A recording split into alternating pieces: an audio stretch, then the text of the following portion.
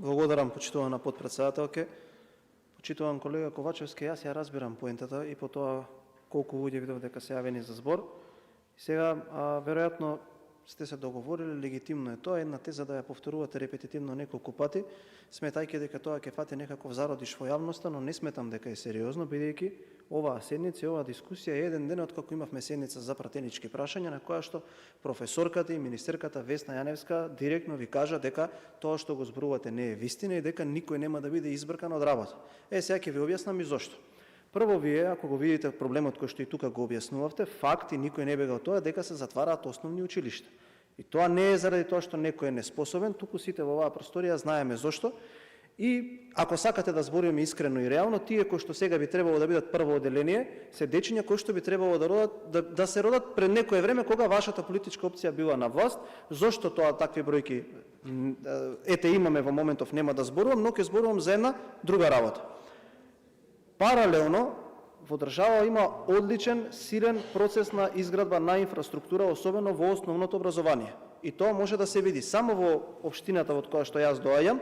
Во овој момент има 3 нови доградби за основни училишта. Повторувам, 3 нови во исто време. Ајде сега да се вратиме кај наставниците. Со оглед на тоа што можеби вие кога бевте на власт не сте ги перцепирале пратениците тука кои што седеле за живи, освен кога треба да гласаат, за разлика од тоа кога сакате вие да поминете покрај кабинетот на претседателката на Комисија за образование, професорката Василевска, ќе видите дека многу често има сцена каде што пратениците заедно со министерството ги пишуваат законите. И кога сме размислувале за ова прашање како да биде надминато, сме одлучиле, бидејќи по просеците на PISA тестирањата и по она колку часови имаат македонските врсници споредбено со врсниците во Европа и во развиените земји, дека македонските деца имаат помалку часови. Тоа е факт.